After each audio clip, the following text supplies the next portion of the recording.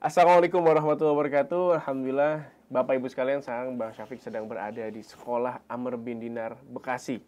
Bersama dengan Bu Adit. Apa kabar Bu Adit? Alhamdulillah. Masya Allah, Bu Adit. Baik. Tadi Ana sampai sini, ya kan, jauh-jauh dari Jonggol, Masya Allah, ya. Masya Jauh ya. Allah. Ternyata Bekasi. Ya.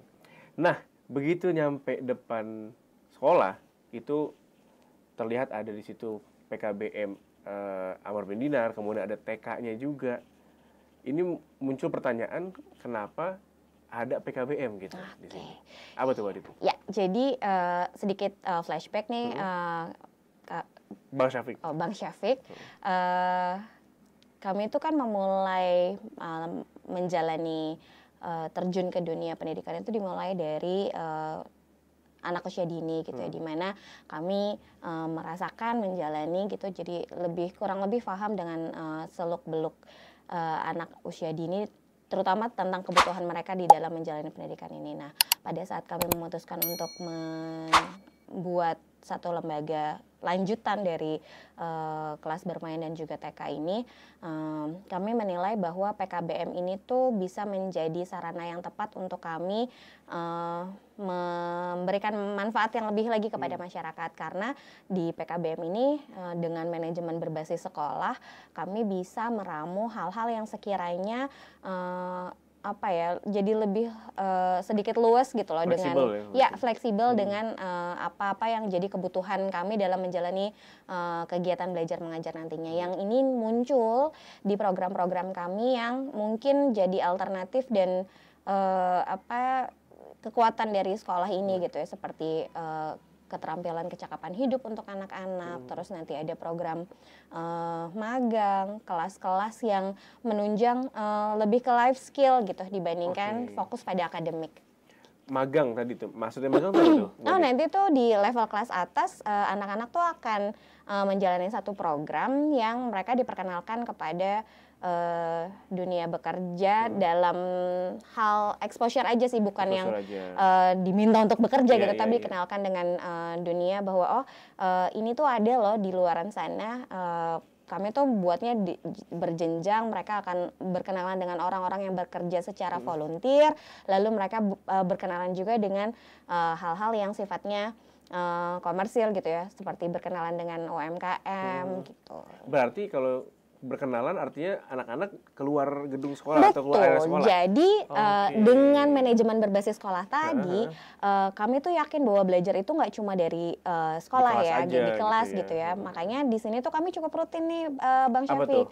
Anak-anak tuh di satu mata pelajaran, kami menyebutnya observasi lingkungan, itu mereka rutin keluar. Di level anak-anak kelas 2 itu mereka mulai rutin keluar untuk mengenal dunia sekitarnya. Jadi salah satu yang kami yakini bahwa di level kelas SD awal menuju menengah, level menengah itu mereka tuh justru harus dikasih banyak exposure, kenalan dengan berbagai macam hal yang terjadi di sekelilingnya, supaya mereka punya tabungan data yang banyak untuk nanti mereka tahu nih bahwa saya tuh punya kecenderungan minat ke arah mana sih gitu. Ternyata di luaran sana ada loh hal-hal yang bentuknya begini, ada loh ternyata begini gitu. Dan pada saat menjelajah di observasi ini tuh anak-anak betul-betul dilepas tanpa orang tua. Jadi bahkan mereka kegiatan itu dengan menggunakan transportasi umum, di mana itu mengajarkan empati, mengajarkan kedisiplinan, mengajarkan awareness terhadap sekeliling. Jadi ya itu, belajar itu memang bukan hanya di kelas aja gitu kan. Berarti dia belajar tadi kan naik angkutan umum, ngantrinya, betul, ngantri, tap in, tap out, dan yang sering terjadi tuh ini ya namanya, kami kan menyusun pembelajaran ini tuh secara terstruktur. Misalnya tujuan pembelajarannya kita mau mengenal tentang dunia literasi. Jadi ada satu semester yang mereka tuh berkunjung ke berbagai macam perpustakaan.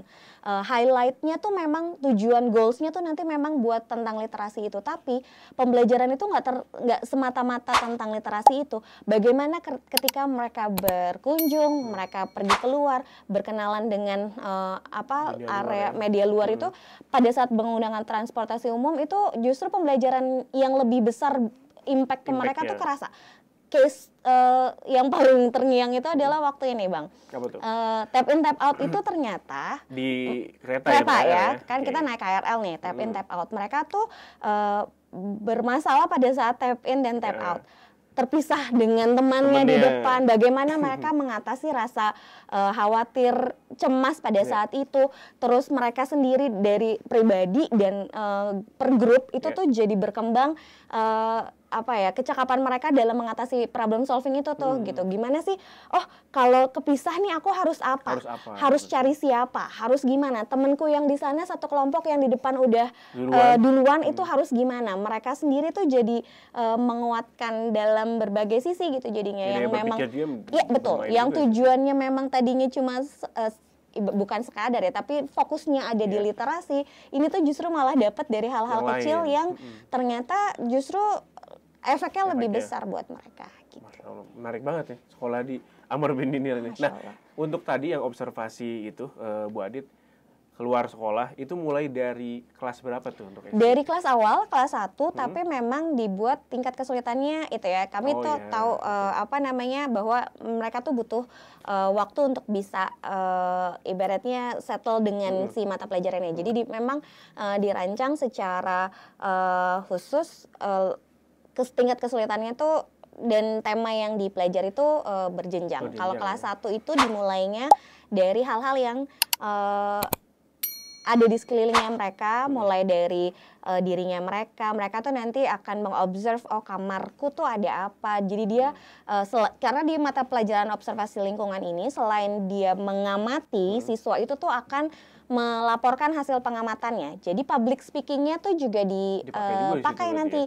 Pertemuan pertama tuh kita akan diskusi dulu tentang tema yang sedang dibahas, lalu pekan selanjutnya mereka akan mengamati, mengobservasi, lalu nanti pekan selanjutnya mereka akan melaporkan hasil pengamatannya.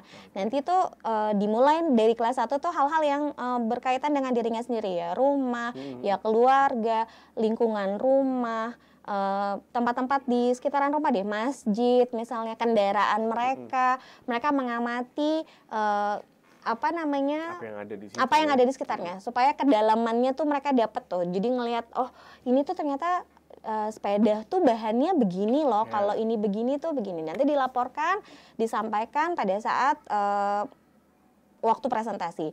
Level selanjutnya mulailah mereka keluar ke area yang lebih luas sedikit, mulai dari lingkungan sekitar sekolah, lingkungan di kotanya, lalu nanti ke tema-tema lain sampai nanti akhirnya mereka udah dapat gambaran soal kegiatan di luar sekolah mereka, dunia di luar sekolah, barulah masuk ke program magang. Itu gitu. Selalu yang mendampingi guru-gurunya ya? Orang tua nggak terlibat? Tidak terlibat. Oke, tapi ada nggak keterlibatan orang tua dalam mendidik di Amr bin Dinar ini? Oke, nah terkait dengan keterlibatan itu, ini justru salah satu juga yang jadi akad kami di awal gitu, ketika memang orang tua mau bekerja sama menjadi partner kami gitu ya. Ini tuh bukan bisnis bengkel. Betul. Yang bukan penitipan ya. Penitipan juga, bukan juga laundry ya, you name it deh gitu ya, Bang. Datang ke sini dengan kondisi kotor atau rusak misalnya, terus berharap nanti keluar jadi bersih dan bisa layak pakai, nggak gitu. Tapi ini ajang buat kita cari pahala bareng gitu, bukan juga buat mendelegasikan tugas kepengasuhan, bahwa tugas kepengasuhan utama ya tetap ada pada orang tua. Kami di sini adalah partner orang tua dalam membersamai tumbuh kembangnya anak-anak. Jadi akadnya itu disampaikan di awal bahwa program yang dibuat sama sekolah Amr bin Dinar ini nggak hanya untuk anak-anak tapi juga untuk orang tua. Kami punya kegiatan rutin, ada kelas orang tua.